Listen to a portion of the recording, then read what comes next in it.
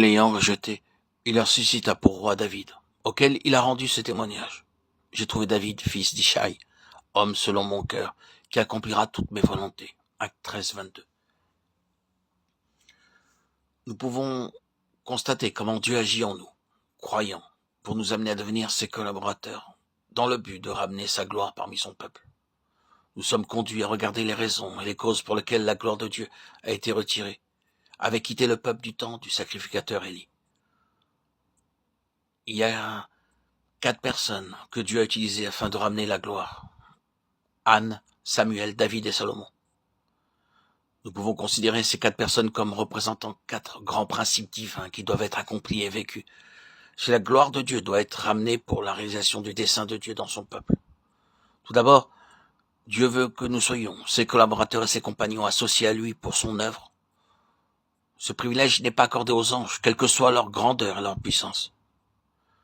À l'instant même où nous acceptons le Seigneur Jésus-Christ comme notre sauveur personnel, nous entrons de ce fait dans une communion, une union septuple avec lui.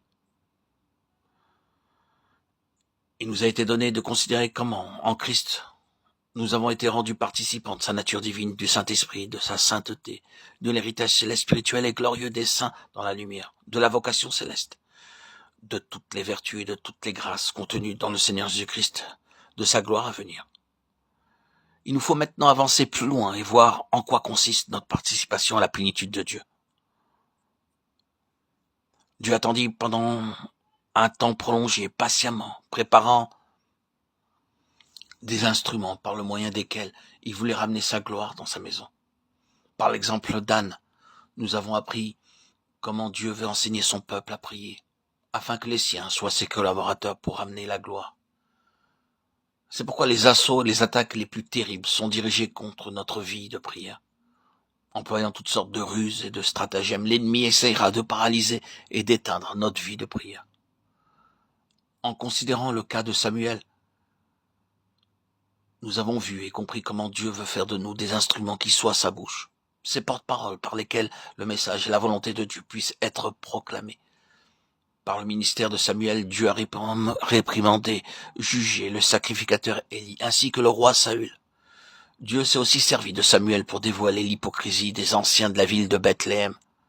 Enfin, c'est encore par Samuel que Dieu introduisit David. Et c'est à David que Dieu confia la révélation du temple, tel qu'il devait être construit, jusque dans les moindres détails. C'est par un écrit de sa main, dit David, que l'Éternel m'a donné l'intelligence de tout cela, de tous les ouvrages de ce modèle. 1 Chronique 28, 19. Il nous est dit que Dieu donna à David une révélation de tous les détails de la construction du temple. Mais avant d'être à même de recevoir ce plan, cet écrit révélant le plan du temple, il fallut que David soit préalablement préparé. C'est au travers de beaucoup de difficultés et d'épreuves, par le moyen d'expériences douloureuses, que David fut préparé à recevoir cette révélation du plan divin. Dieu a choisi, préparé David pour cette immense tâche, comme il nous a choisis, nous-mêmes, auditeurs, auditrices, pour accomplir sa sainte volonté. Chacun selon le plan de Dieu, selon la mission qu'il doit accomplir dans cet exil terrestre.